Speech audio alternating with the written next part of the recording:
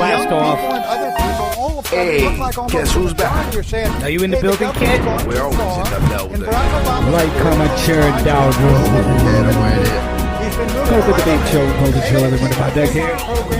Maybe you want to know about it. Love is like love. Sound of the rhythm. The levels are good. Love Golden Debate Show. Yeah, the Golden Debate Show. Golden Show. Wow. Golden Debate Show. We gon' talk about this. Talk about the Golden Debate Show. We'll get into it with some Joe Rogan experience just to set it off. And then we're getting into it with crazy DJs, cats, DJs, cats doing this. There's only left a little talking. Go to the big show. Like, comment, share, and download. Support the real. Because the real will support the real. Hit him with it. Someone secluded. Ever a problem? Bada bing, bada bone, kid. You gotta smack this shit out the pocket. Fired 2 Or blasts. you're out there like a bear or some shit. You know, if you're like 5 miles away and then you shoot it and then you set it up so it's like big and scary, but in reality it was like drinking water and taking a shit at the same time. This is a pig from Tajon Ranch that's up here. And these guys we were staying up there with shot. Look at the teeth on that motherfucker. These things are tough, dude. When you eat them, they're having trouble getting the gold. It's being bought so quick. This is Tajon Ranch. It's like an hour and a half away. That's a big fucking swine. Yeah. He looks like that thing. Yeah, that's So the meat doesn't taste like a regular fucking pig? It's tough, dude. It's gamey. It's not gamey. It tastes good, but they're all muscle. They're all muscle. Like you have to marinate the shit out of that meat. Like the loin, the pork loin is like the softest, most tender meat on a regular pig. But like a wild pig, it's like eating a bodybuilder. It's like, my kids were like, why is this shit so chewy? Because the regular pig doesn't do anything but eat, sleep, shit. This thing's running around everywhere. It's fighting over a mate. Yeah. It's fighting other people for like pissing territory. Yeah, it's pretty crazy. And they have so many of them. This one ranch has 50,000 pigs. Damn. 50,000. And they have at least 16 mountain lions, maybe 20 mountain lions. They don't even know how many they have, but they've got like a bunch of pictures from this one pond where the animals come to drink, and they have like a bunch of different mountain lions, like at least 16 of them. They take pictures with this camera trap they have there. Fuck.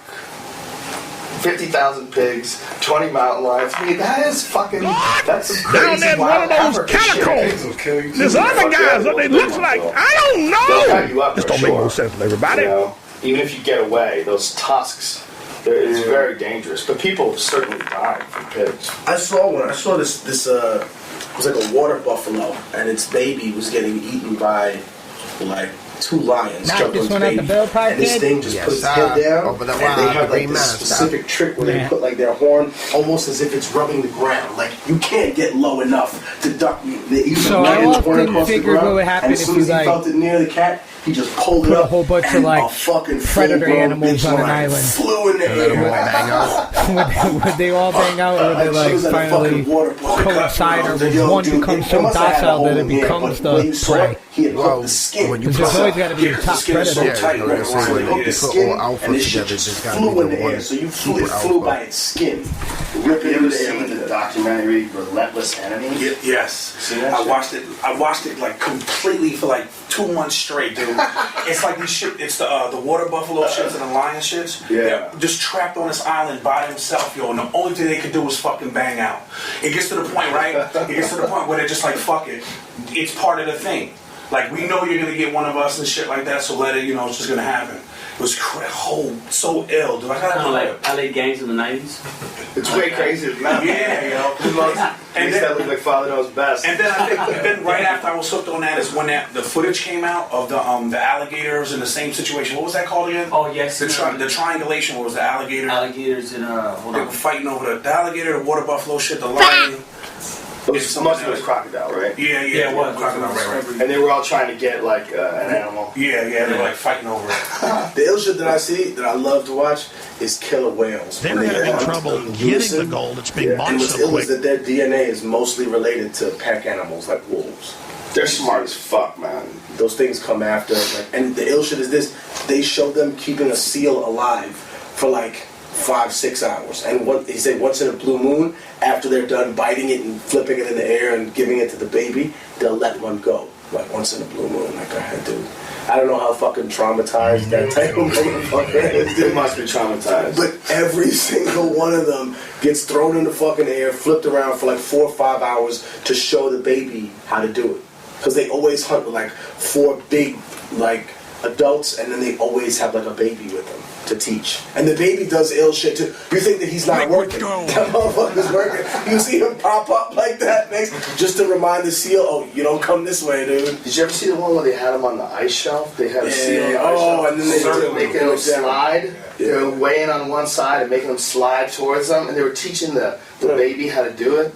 It was wild. And as soon as he fell in the water, it was probably night. Done. Shut down city. Finito. They're too smart, man. Keeping them in a cage, keeping them in a fish tank like that is just way fucked up.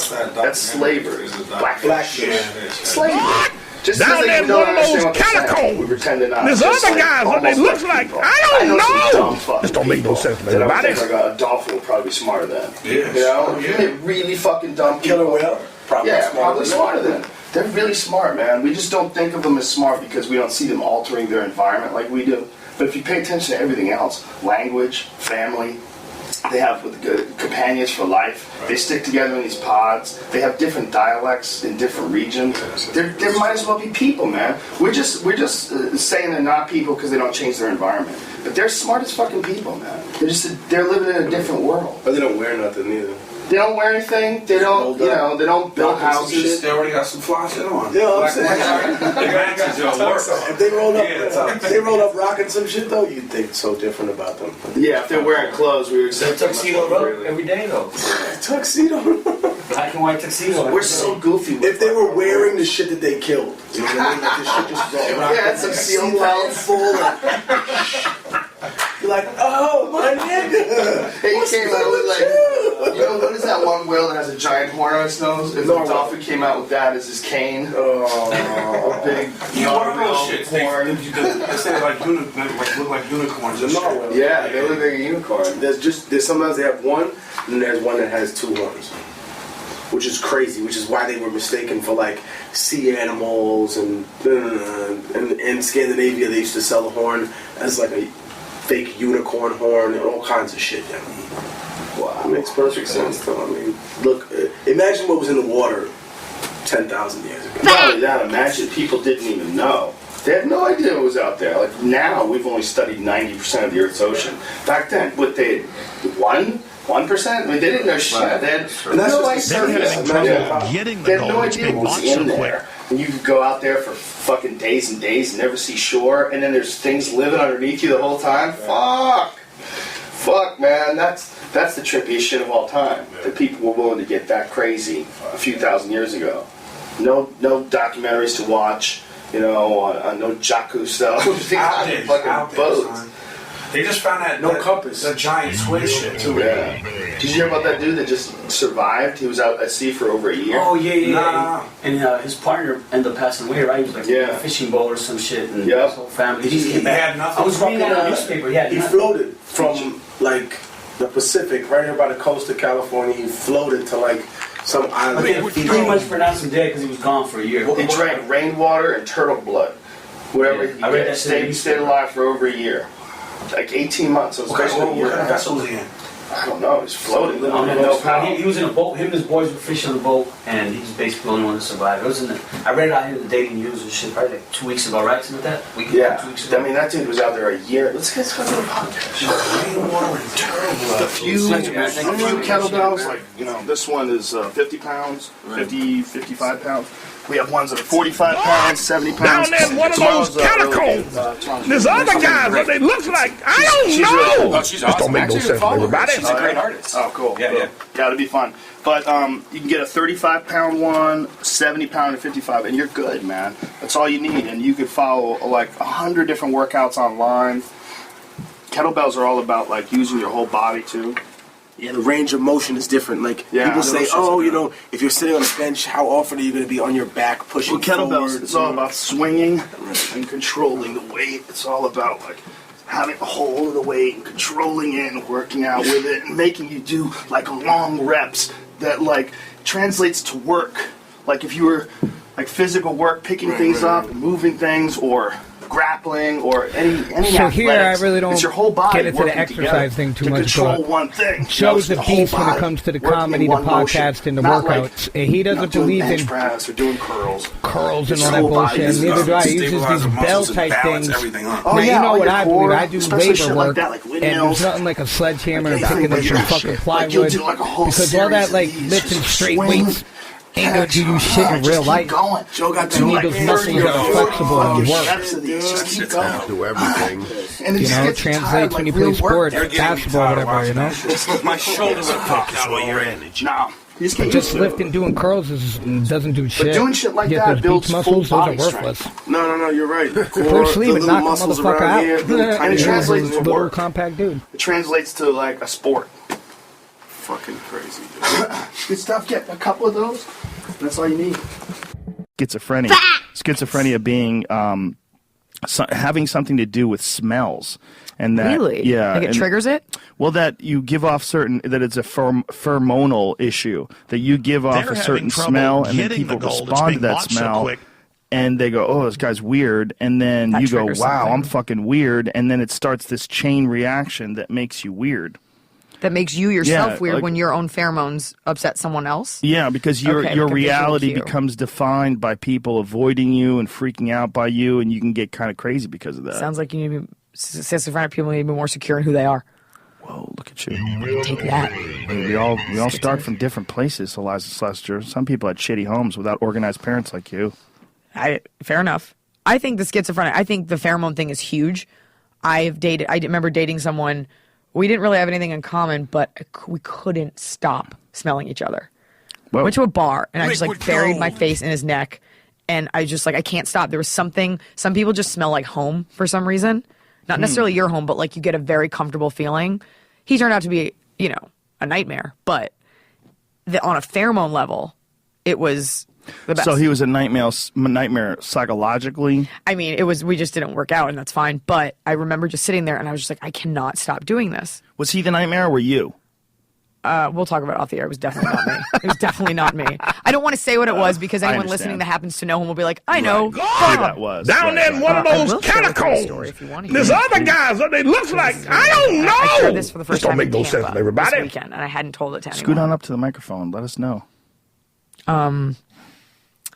This is just a crazy You're not story. wearing headphones. That's why I'm letting people know. Like when you move away left and to the right of these things, it changes the volume. Do you think it really matters if you put it left or right? Like No, that doesn't matter. But were you looking for Blanche? I was looking for the volume. It's up here. Oh, that's fine. Next to this. You okay? Is this salt?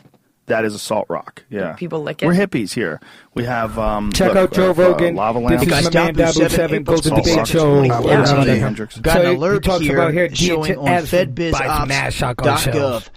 Means they got to be planning for some close quarter type shit. Unless they're going to strap them to the drones for an indefinite delivery and indefinite quantity contract on 12-gauge slug and buckshot shotgun ammunition to be used in all of their departments and agencies, even outside the CONUS. Now, they always have to put an estimated value on here, and what they've done is they've put an estimated value of at least 5 million rounds per year for 5 years. That's 25 million shotgun rounds minimum. So, when they say indefinite quantity, that's a big red flag to me. That means that they're just going to be taking and taking and taking and taking indefinitely. So I wanted to share it with you guys. I've covered a lot of DHS and military purchases, and very rarely have I ever seen the word indefinite attached to delivery and quantity. So I'll leave a link in the description box and keep you guys updated as I get more information. Free media. I stumbled a little bit on my words. There's a real NASA scientist saying that geoengineering, aka chemtrails, is probably round and real, that we shot and it's probably more harmful than in good. the sky as we saw them, but all kinds of background info about the policy discussions, the experimentation, and the plans that they have for geoengineering the planet. Now today, Collective Evolution published this article that I saw. NASA admits to chemtrails as they propose spraying stratospheric aerosols into Earth's atmosphere, and it shows a recent presentation from NASA's Jet Propulsion Laboratory discussing geoengineering. A lot of funding is being spent around the world on adapting, preparing for the worst.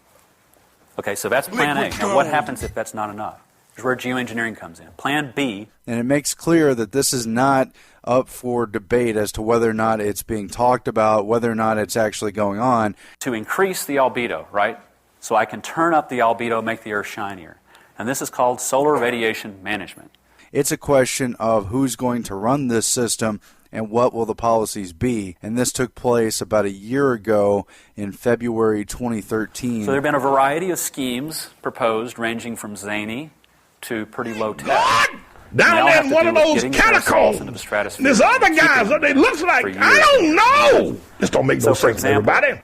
If we used existing technology, if we used aircraft, this would be the equivalent of taking a small airline and just saying, you do nothing but spray aerosols in the stratosphere for the next N decades. So right there, his first example of using existing technology to put these aerosols into the sky is using jet aircraft. So is it ridiculous to talk about chemtrails in the sky being part of geoengineering?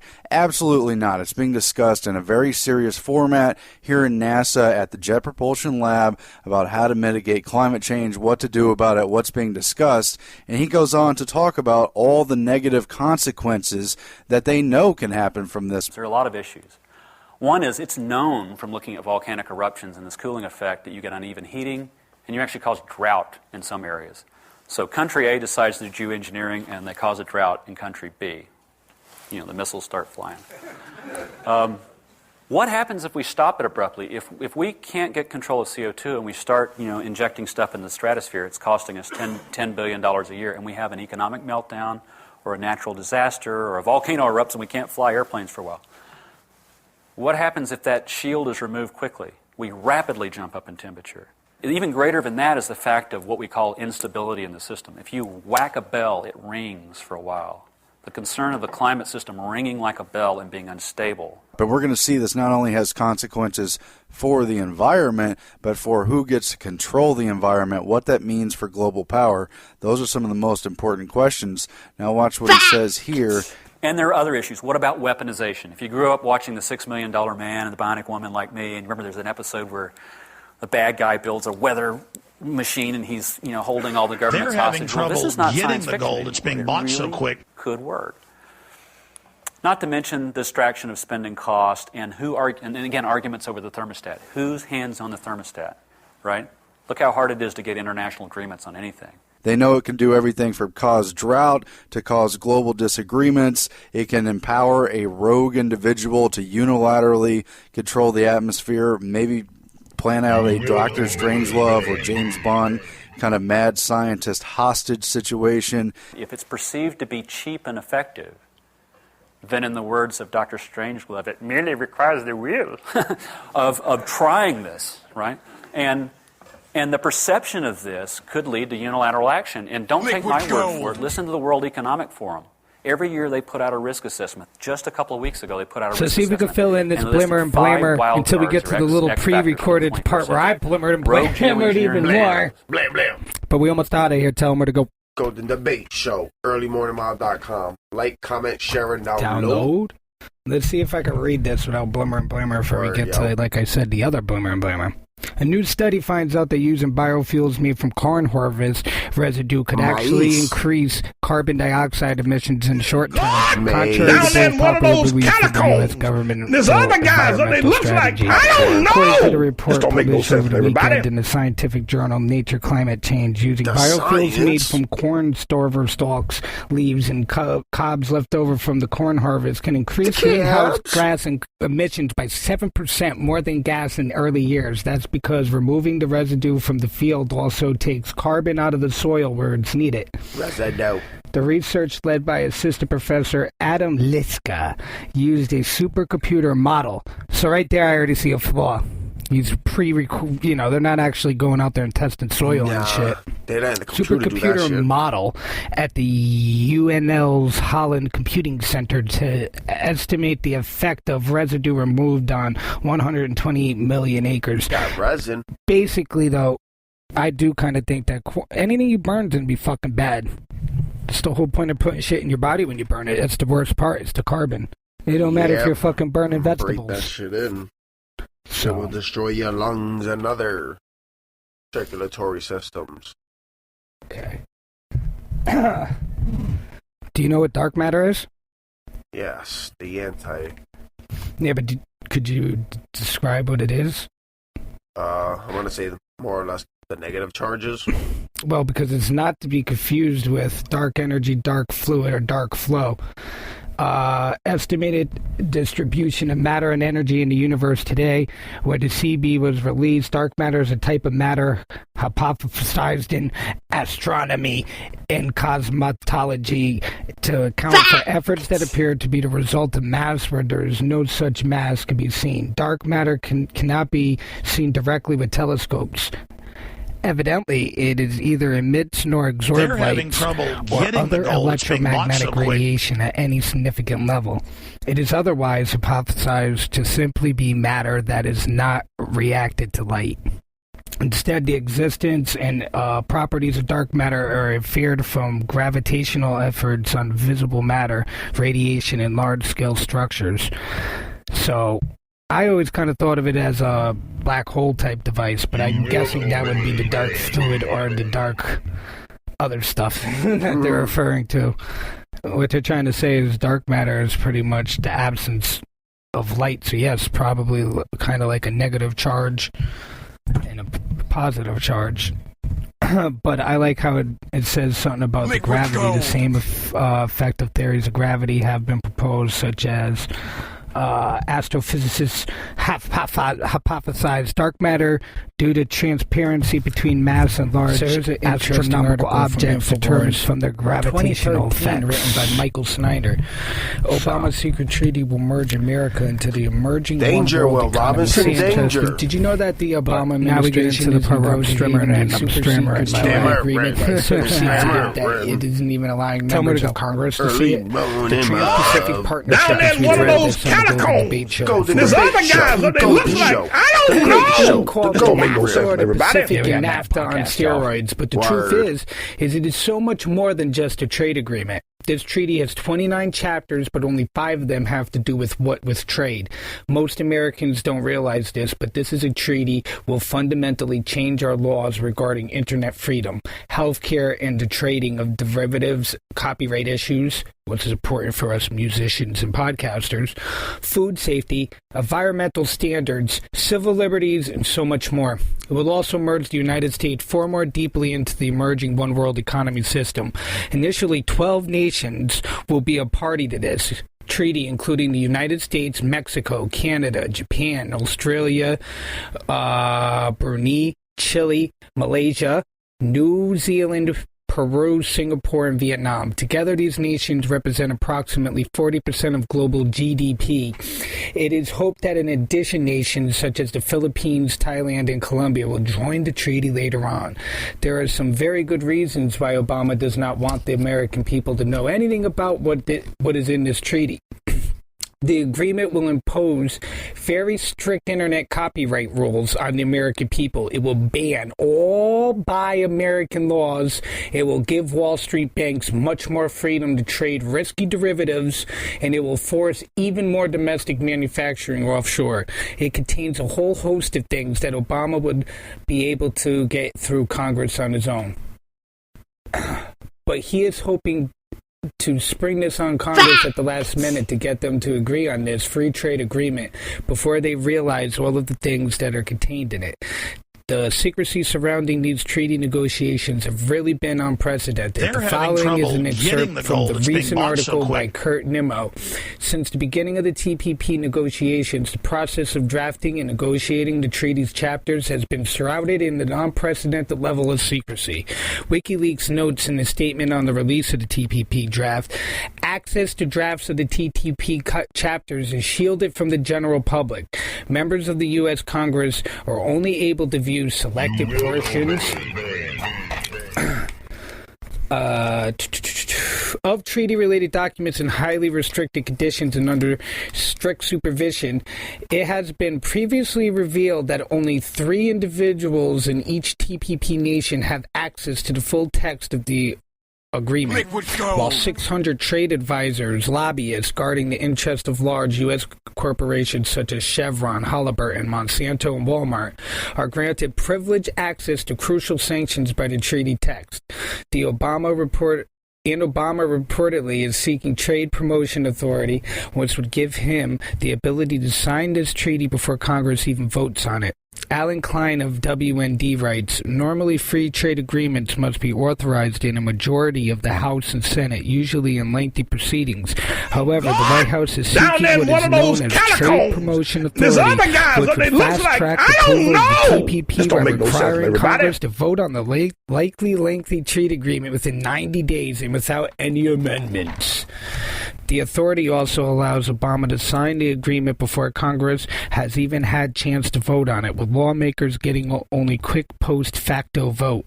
This is so insidious that it's hard to find the words to describe it. In essence, Obama is trying to make a giant end run around Congress and dozens of other issues that are addressed by this treaty. Fortunately, there are at least some members of Congress that are waking up to this. Earlier in November, a small group of Republicans and a small group of Democrats both sent Obama a letter condemning this free trade agreement, reported on by the Huffington Post. Separate groups of White House Republicans and Democrats on Tuesday condemned the Obama administration's proposed sweeping of free trade agreement with 11 Pacific nations known as the Trans-Pacific Partnership.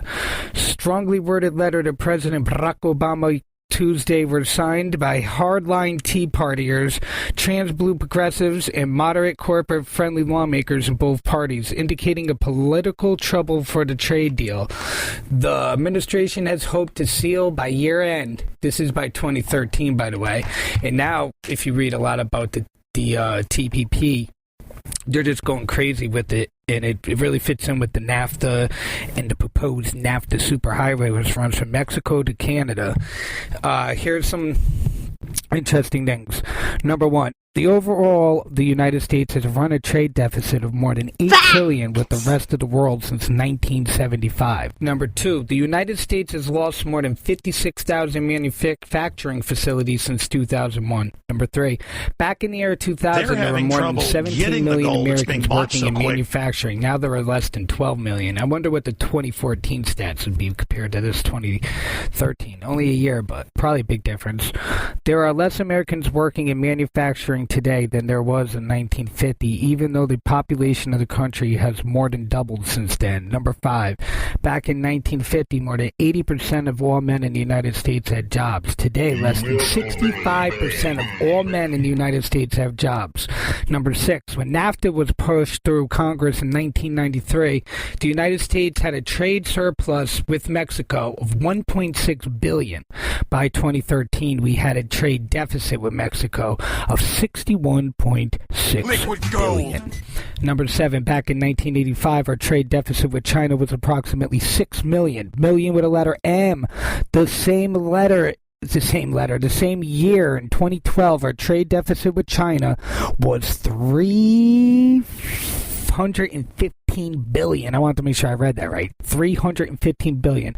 That was the largest trade deficit that one nation has had with another nation in the history of the world. The obvious threat to untold numbers of citizens, and because of the crisis which is even now developing, this radio station will remain on the air day and night. This station and hundreds of other radio and TV stations throughout this part of the country are pooling their resources through an emergency network hookup to keep you informed of all developments. The ghost and the darkness have come. He's here. So I always say watch out for Alex Jones. And, you know, some people watch out for everyone. So now we'll end it. You got your headphones on, kid? Some pretty good articles that bring up some pretty good news and some pretty good topics. But you gotta almost have a real no-functional way to discern. Like, comment, share, download, go to the big show. Or you can get your knowledge and info from my other focus, comment, share, download. Ball of oxygen trying to find a way through. So like, comment, share, download. Word, peace, aloha, riverdirty, konnichiwa. See you on the other side. Good golden journeys. Ciao, sayonara. Run the line. After the way goes out to the beach, we about to hear you on the flipping side. Down there, one of those catacombs. There's other guys that they look like, I don't know. This don't make no sense to everybody.